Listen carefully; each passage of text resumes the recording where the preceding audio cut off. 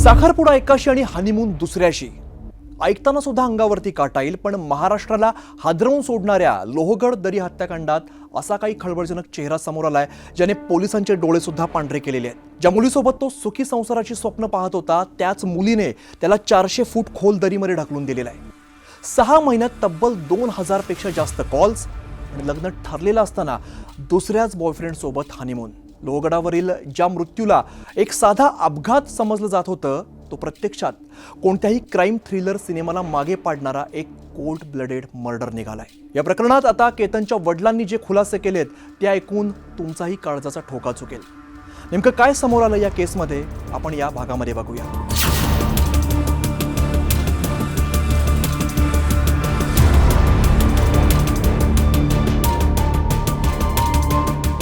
नमस्कार, मी अमित कत्रे, न्यूज 18 मराठीच्या विशेष व्हिडिओमध्ये सगळ्यांचं स्वागत आहे। मंडळी, 18 जून रोजी लोहगड किल्ल्यावरून पडल्यामुळे 26 वर्षांच्या केतन अग्रवालचा मृत्यू झाला।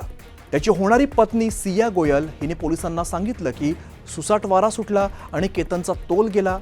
पोलिसांनी सुद्धा या अपघाताची नोंद केली, पण जेव्हा पोलिसांनी तपासाची चक्र फिरवली आणि सिया गोयल आणि तिचा बॉयफ्रेंड चेतन चौधरी यांचे कॉल्ड हिस्ट्री आणि डेटा रेकॉर्ड्स तपासले तेव्हा जे आकडे समोर आले ते थक्क करणारे आहेत। मंडळी, सिया चेतनच्या प्रेमात इतकी आंधळी झाली होती की केतन सोबत तिचं लग्न ठरलेलं असताना सुद्धा ती रात्र चेतन सोबत फोनवरती बोलत असायची। पोलिसांनी काढलेल्या आकड्यांनुसार गेल्या अवघ्या 6 महिन्यामध्ये सिया आणि चेतन यांच्यात तब्बल 2004 वेळेला फोनवरती बोलणं झालेलं होतं। म्हणजे बघा, दररोज सरासरी 11 ते 12 कॉल्स। एवढंच नाही तर दोघांनी तब्बल 14,280 मिनिटं एकमेकांशी संवाद साधलेला होता। आता विचार करा, एकीकडे बिचारा केतन लग्नाची सुखी संसाराची स्वप्न रंगवत होता आणि दुसरीकडे त्याच्याच पाठीमागे फोनच्या दुसऱ्या टोकावरती त्याला संपवण्याचा भयानक कट रचला जात होता।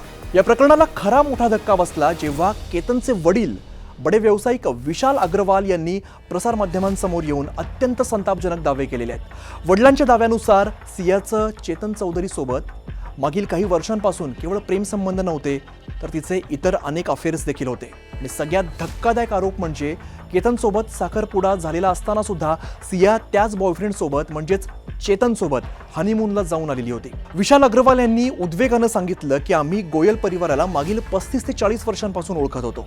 आमचे घरगुती संबंध होते, सोयरीक जुनी होती, म्हणून आम्ही हा विवाह ठरवलेला होता। केतनच्या वडिलांचा थेट आरोप आहे की सियाच्या या चालचलनाची, तिच्या अफेअरशी संपूर्ण माहिती तिच्या कुटुंबाला सुद्धा होती आणि तरी सुद्धा त्यांनी भयानक गोष्ट अग्रवाल कुटुंबापासून पूर्णपणे लपवून ठेवली। मुलीचं लग्न करून दिलं की ती सुधारेल, तिचं वागणं ठीक होईल आणि या एका अत्यंत चुकीच्या आणि घातक विचारापोटी सियाच्या घरच्यांनी या लग्नाची गळ घातलेली होती। पण त्यांची ही एक चूक केतनच्या आयुष्यावरती बेतली।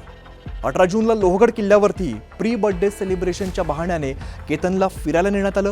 तिकडे आधीच दबा धरून बसलेला चेतन चौधरीने आणि सियाने मिळून केतनला कठड्यावरून थेट खोल दरीमध्ये ढकलून दिलं।